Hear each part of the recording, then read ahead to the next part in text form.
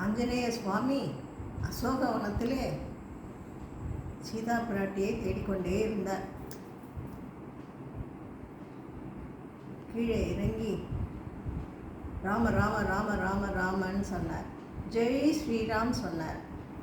சீதைக்கு பிராட்டிக்கு இதுவும் ராவணனோட மாயையோ என்ன பயந்துட்டாள். இல்லைம்மா, நான் ராமனோட தூதன் தான். இந்த பாருங்கோ ராமனுடைய மோதிரம் காமிச்சார். சீதைக்கு ராமனையே பார்த்தது போல இருந்தது. அதை வாங்கினல், முளைக்குவையில் வைத்தனர், சிரத்தால் தாங்கினல், மலர் கண்மிசை ஒற்றினல், தடந்தோல் வீங்கினல், மெலிந்தனல், குளிர்ந்தனல், வெதுப்போடு ஏங்கினல், உயிர்த்தனல். இது இன்னதென ராமை. அவளுக்கு அந்த மோதிரத்தை ராமனையே பார்த்தது மாதிரி இருந்ததா. என்னவெல்லாம் செய்கிறாப்பாலும் அப்படியே கண்ணில் ஊற்றிக்கிறா, தலையில் வச்சுக்கிறா, மார்போடு வச்சுக்கிறா. ஹனுமார் பயந்துட்டார்.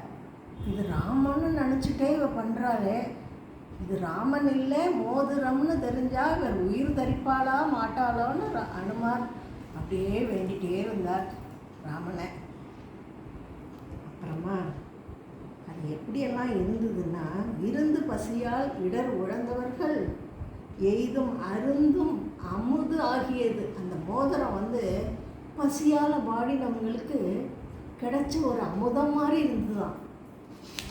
அது எப்படி இருந்ததுன்னா, இறந்தவர் பிறந்த பயன் எய்தினர் என்பளோ அப்படின்னா, பிறந்த பயனின்றி வீணே காலம் கழித்தவர்கள் பிறந்த பயனை அடைந்தது போல் இருந்ததாம் சீதா பிராட்டிக்கு அந்த மோதிரம்.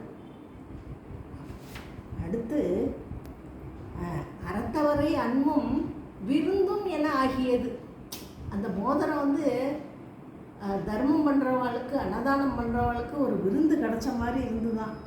வீயும் உயிர் நீளம் மருந்தும் எனல் ஆகியது. அது ஒரு உயிர் போகிற நிலைமைக்கு ஒரு மருந்து மாதிரி இருந்துதான் அந்த மோதிரம். ராமனுடைய மோதிரத்தை கண்ட சீதா பிராட்டியின் நிலை இப்படியெல்லாம் இருந்தது என்று வால்மீகி கம்பர் சொல்லுகிறார்.